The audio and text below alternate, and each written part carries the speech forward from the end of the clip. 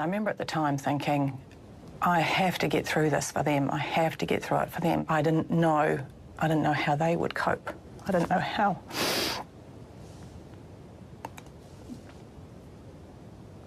I didn't know how they would manage. I was in the shower one morning and noticed a lump. Like a hard little pea lump. For me, it was like a frozen pea. It was quite large. It was microscopic. I didn't even have a lump. And had gone to the local doctors. And she said that the test results had come in. She says to me, yeah, I'm really sorry. I'm sorry, Jane, but there's a problem.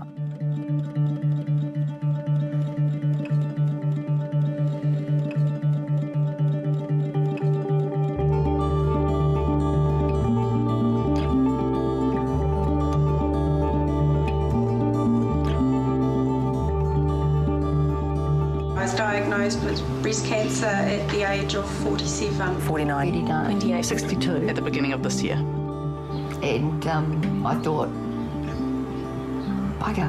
Tears did come to my The eyes. whole world just slowed I'd down. say to her, can you just give me a moment?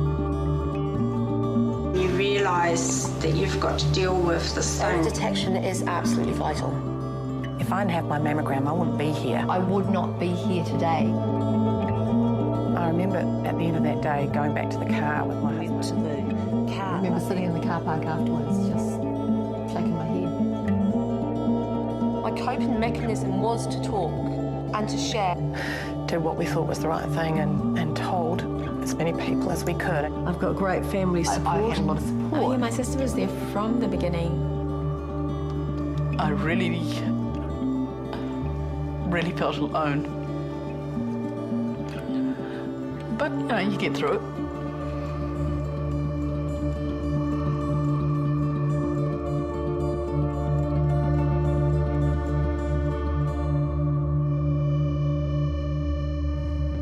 Save the 7 women you care about the most at save7.co.nz.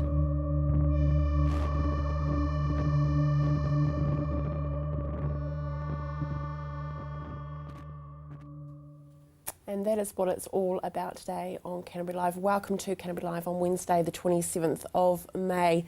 Today, we're doing a little bit different. Yes, we are. We're having a live pink ribbon breakfast / morning tea.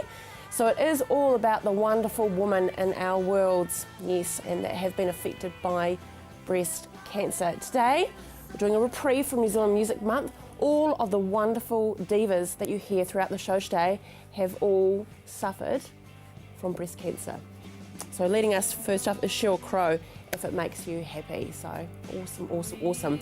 Rightio, so today is about raising money though. All around the country there will be ladies just like us and men having a morning tea to raise funds, and we have a webpage to go to if you'd like to make a donation.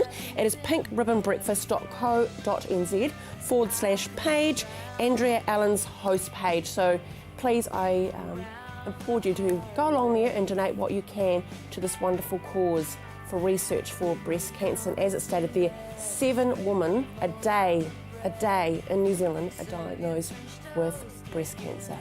Frightening statistics. On today's show, I'm joined by 3 friends, 3 wonderful women here from CTV for a bit of booby banter. Rihanna Smith, Mercy Cornish and Lisa Jordan join me for a wonderful morning tea, as well as some banter about our boobs, so there you go. And we have the privilege of meeting Margaret McPherson, who is at the moment going through a long journey with breast cancer. So we are very privileged. She's had some chemo yesterday, and amazing enough, she has come today. She's feeling a little tired, but we know that we'll look after her and keep her safe while she shares her story with us. But first up, it's all things pink, pretty in pink, with Diane from Retropolitan. Diane, we're sport for choice. This is quite incredible what you've brought in today, and we're a bit spoilt. Let's have a little look-see. Thank you. What have we got? I was thinking on the way here that I'm very lucky not to have been touched by cancer, or not touched by breast cancer, I should say.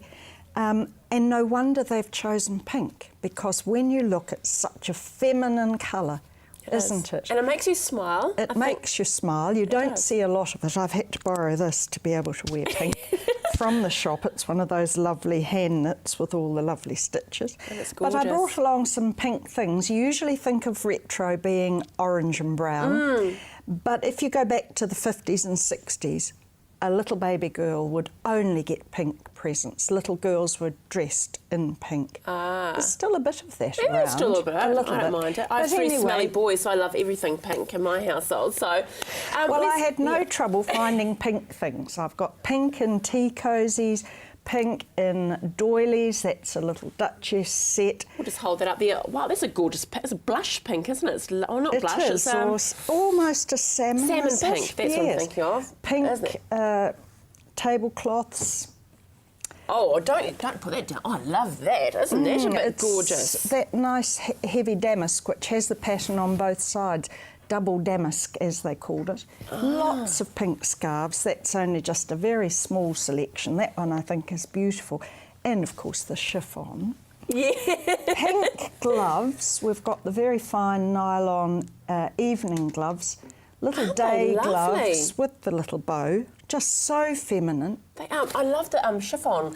Those Yes. are very special, aren't they? Beautiful, aren't they, with the little pearl buttons. They're And I gorgeous. see here you've picked up... The ponchos. Yes, all that handwork, you know, even just making the tassels would Isn't take it so lovely? long. There's another one here, and that's got the pinks in it as well. But they used to say pink makes the boys wink. Does it really? Yes. Pink makes the boys wink. And Like that was very commonly said. Of course, you couldn't say it now because you sound terribly old-fashioned. Pink, Oh, no, I don't know about that. I think I quite like it. pink I think it's of quite course, was big in bedroom wear. Oh, right. This is a cape for wearing when you're indisposed because you had to be very modest. And going back to the cancer theme, you didn't talk about breasts or show your breasts. You wore your bed jacket in hospitals. But you know what? Today I did suggest to the ladies that we all sit around our bras and eat our morning tea. They weren't goers. No, I was and prepared to do it. also I was you prepared to do didn't it. say cancer when I was a little girl. It was sometimes the big C. Yeah. Now here's a little apron. Well, I was actually admiring that. This is a little bit naughty. What cooking would you do in that? Well, you wouldn't do cooking, but when No, you you finish wouldn't. the cooking, Just you might quietly. put it on to do the serving and wheeling out the tea trolley. Well. Well, That it- is very lovely, isn't it? It is. It's It's just a gorgeous. bit of beauty. And It those of is. you who are around my age will remember the lovely trousseaux with the nylon. And this was a bit later when Isn't you it had beautiful? the baby doll look. So this is your negligee. For that a when you negligee? had the shorty nighties, you see. You'd have your little shorty pyjamas or nighties underneath. Look at the detailing, though. I mean, it's just Yes, the layers of lace. quite incredible. Like even down to little buttons and the Yes. and the little bow. Isn't it a shame well, maybe some women do, but we don't really do that anymore, do we? I could show you a lot of handwork on one of our other meetings. That's a Wow. little pink fan. I've got lots of fans, modern of course, and that's another magnificent jumper.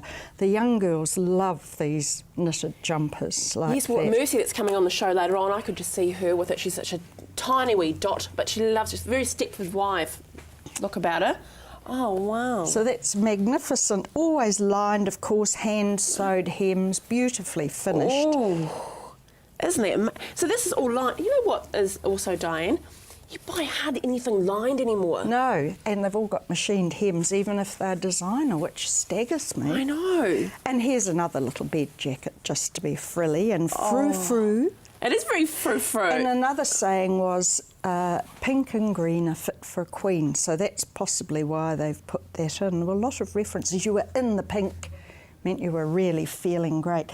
This, I think, I is... like that saying. I'm in the What pink. about this? Look at that. Oh, Now, can you imagine someone with their knee-high white boots? wow. Yes. And their big pink hoop earrings? Did you have the really short dresses? I I've got did. so many pictures of Mum's going to kill me. But I've got some pictures, and seriously, they are just past pink bits. Yes. Literally. Yes, they are they were. really, really short. We went to London in '69 and you'd get in the tube and the dresses were so short that if you were sitting opposite someone, nothing was left to the imagination. Yes, Diane. I wore those too. You hussy. Look at you. Unbelievable. Hey, thank you so much for showing all your pink bits to us today, Diane. And your earrings as well. You are wonderful. I've loved it. Thanks so much for joining us. Make sure you grab some morning tea. Glad you're better. Oh, thank you, love. You take a seat righty-ho. After the break, we have the privilege of meeting Margaret McPherson. Take care.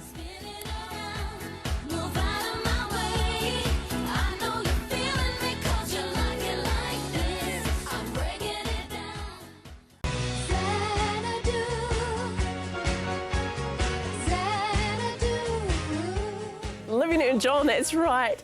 And joining me now is the beautiful Margaret McPherson, just looking so chic, Margaret. And let's be honest though, yesterday you had some chemo yesterday and probably not feeling 100% today, a little bit tired and that. So you're amazing for coming in and joining us for a special pink ribbon morning tea. Let's go back in time. I'm sure you can remember vividly the day that you were diagnosed. I can. It was October, self-diagnosed, well actually not a self-diagnosis, I found a lump myself, quite a large lump, and organised to have bilateral mammograms done myself because I actually work at the hospital. So but I rang and I went to my doctor and had mammograms done and ultrasound, and straight away there was warning bells ringing. And then I went off to Bali for 8 days. Nice. Because they couldn't do anything, so Bali. So I went to Bali anyway. And then when I came back from Bali, I had the core biopsies done. Right. And that confirmed breast cancer. But I didn't know what type of breast cancer it was. It was just breast cancer. So I went to my doctor, and I had a friend went with me, and he said, "You've got breast cancer, high grade, grade 3. And so naturally you've got a death sentence hanging over your head, because it's just human instinct to think, well, I'm going to die. And it's my whole world just sort of changed from then on, and your life does change from then on. I mean, I sort of felt like I fell into a big abyss and couldn't get out. And from then on, everything changed from that one day. Even the waiting to get a breast surgeon, that went on for weeks. And you know you've got breast cancer, but you don't know how advanced it is, how big it is. So with me working in the hospital too, I'm confronted by it every day. And you just want to grab one of those surgeons and say, "Oi, mate." And I also work in the part-time in the bone marrow transplant unit. So I was confronted with having that in my face every day as well, seeing the chemotherapy and what goes on. So then when I finally did meet my breast surgeon, then I still had to wait another 8 weeks for surgery. And the reason being is because she persuaded me with a bit of to have a new technique done. Okay. And I'm the first one in Christchurch to have this technique done, because most women, it's just a straight out mastectomy and they cut your breast off. Right. And it's quite disfiguring and there's no breast tissue to build up on. In my case, what I've had done is it's called a skin sparing reconstructive with a tiger mesh surgery. So I've had all my breast tissue cut out, but I've got my own skin on the outside, and I have expanders in my breast, and it gets expanded through the course of time. And there was 2 reasons why I'd done it. Aesthetically, it was nicer, and I thought, well, I'm a young woman, and I want to get into relationships. And also I said to Josie, if I can help other women prove that they can have this surgery done without having their breasts cut off and then having to wait, because normally it's taken from your tummy or your back or whatever, whereas in my case it's all mine. So I thought there was 2 options, was to help other women and to make it look nicer for me. So I've had a lot of comments on my breast because nobody realises that I've actually had a mastectomy, but I still haven't finished the surgery though. Right. Because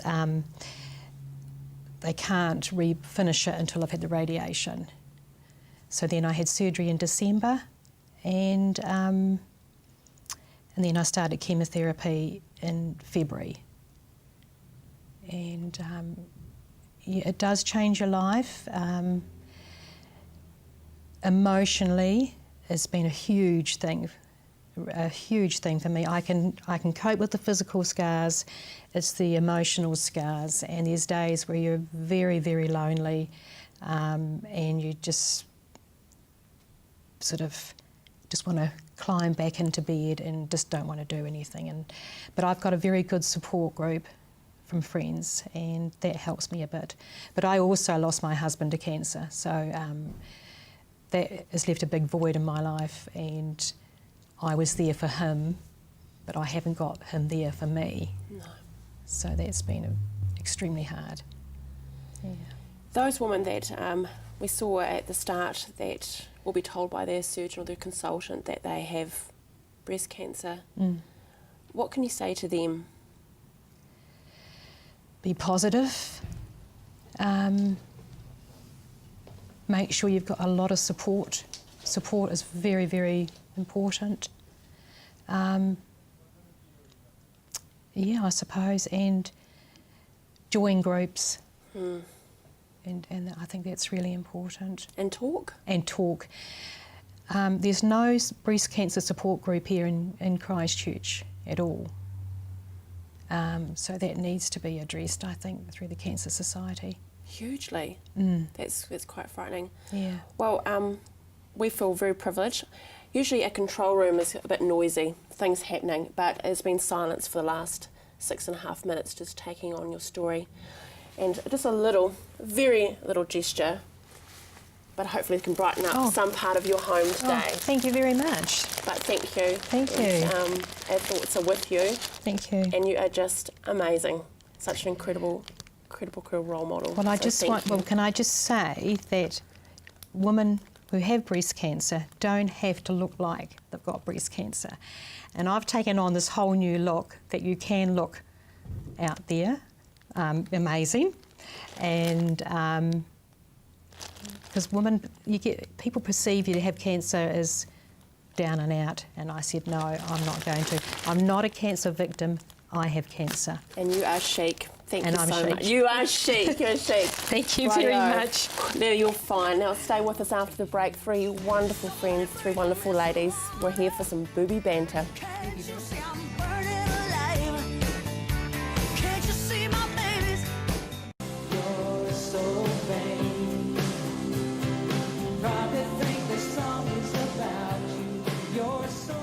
They're trying to act like ladies, but, well, they are ladies, obviously, and they have wonderful breasts. And they're joining me now for a bit of booby banter. Rightio. Booby banter, I like that. You like that? Get boobs out. Though I did try to suggest you all to get in your bras and we could sit here and there. It's not going to happen. Not so I mean, you're welcome to. Yeah. Well, no. So if you're probably all familiar with these wonderful faces, next to me is Rihanna Funbag Smith. Do you like that? Funbag. Do you like that? Today, I know. Do you like that? Do you like that? And then next, Lisa Hooters Jordan. I like that one. Yeah. I like that one. Good old Hooters, isn't it? And Mercy Knox Cornish. Oh, do you like I've this? never heard that. Knox, have you really? No. Oh, no, God, I have. What is this one? How's that Knox? Chelsea Knox. No. Shut your Hooters, come on, you must know that one. Yeah, rightio. Anyway, it was so wonderful having Margaret here, wasn't it? Just very privileged to have her on, tell a bit of a story. But each of you do have, somehow it's touched you, breast cancer. How about for you, Rihanna? Yeah, I mean, I think obviously it touches everyone. But for me, maybe not directly, but my nana passed away before I was born, so that was, obviously... 16 years ago? Yeah. Amazing. Actually, I spoke to her this morning about that, and she said that she actually passed away a few months after Elvis Presley died, and I think at that time, obviously she was a big Elvis fan, and Mum remembers Nana being quite sick in bed and heard the news and broke down and of Elvis passing. Wow. She was worried about that, and yet she was in such a horrific state. A bit of a distraction though, wouldn't it be? Yeah. And Lisa, you're a good friend. Yeah, I have a family member who was diagnosed with breast cancer who's living in Australia at the moment, but one of my friends actually went through a bit of a moment where she felt something and went to the doctor and he wasn't sure, so passed her on to, a specialist, and she was too scared to go by herself, so I went with her. Luckily it turned out to be nothing, and it was good that she definitely got it checked out, so definitely urge people to do that. Do you do self-checks at all, Lucy, yourself? Yeah, I do, just because I have never actually had a mammogram myself. I probably should go and get a proper one, but just to make sure that everything's feeling okay, just because these things can creep up pretty quickly without you realising. So it's good to be aware of your own body and what's going on. Yeah, and definitely the big word is, especially, we're raising a lot of money for research, but is about getting early detection and having mammograms. Do you think we feel good about our boobs and that we can actually talk about it? I mean, it's pretty, this is live telly, but we're talking openly about it, but it does have function. I mean, mothers, you feed. Yeah, breastfeeding, yeah, of course we are. I think, it's just the age, it's the time. Everyone's quite open about most things these days, and breasts, obviously we talk about it quite a bit. We do. Yeah, it'll be interesting when we have cervical one, we'll talk about something else. But for you, Mercy, has breast cancer touched your family or friends? Not directly, but I have a friend of a friend who got a double mastectomy at 22 years old, and she was the youngest in New Zealand at the time to get a double mastectomy. Wow. So she had a history of it in her family, and so she had the gene, which I think it's an 85% chance of getting it, so just thought it would be better to get the surgery just so she didn't have that fear and that worry that she was going to get breast cancer. Yeah. So I really commend her for that, because I think that's so strong to do that, and I think it was quite a process, but she does feel really empowered now. So that's amazing. Well, Angelina Jolie sort of brought it to the fore when she had a double mastectomy as well. But there is normal women that are doing it for the better of their mammograms. Have we all had some? No, so that's something I was going to ask as soon as Mercy brought it up. Is that something you do when you're older? Does it matter? Or is there usually sort of an age group? I think they offer it to the older age group, don't they? That's why I've never thought of getting one before. Because I was talking to someone last night and they were saying at 20 years you should go, and that's when you should start getting them from then on. And I had no idea. I just sort of assumed that it was a little bit later in life. Yeah. Wow. So I sort of So we can all start basically in the shower. Isn't that something in the shower? That's a good time to actually check your breasts, and just if you can feel anything, then to go, if there's a little heart. I know for me, I went along, but I was at the end of breastfeeding. So it was a milk duct. But you still go, what is that going on about? Got a young family, what's going on? And as you said, went along with your friend, and yay, nothing happened there. No, which is quite lucky indeed. Cancer, the big C, it is pretty scary, but breast cancer it's the woman thing, but there is also men that get breast cancer as well. Were you aware of that? Yeah. I mean, I don't know anyone personally who's gone through it, but I've heard stories. That is quite frightening as well. Do you love it behind us? I won't put in the girls, but it's great. This is put together from my amazing producer, Teresa, and it's just I just love it because I am smiling and it's such a serious topic. But just look at these, keep the lumps out of your cups. Don't you like that? The wee gingerbread woman with the pink Smarties. Yeah. And keep calm and check yourself. I think that's probably the big key that's going to come out of. And it's cool that you said that, Mercy. I mean, you're a young woman in your 20s. It's like, is it too early? It's never too early.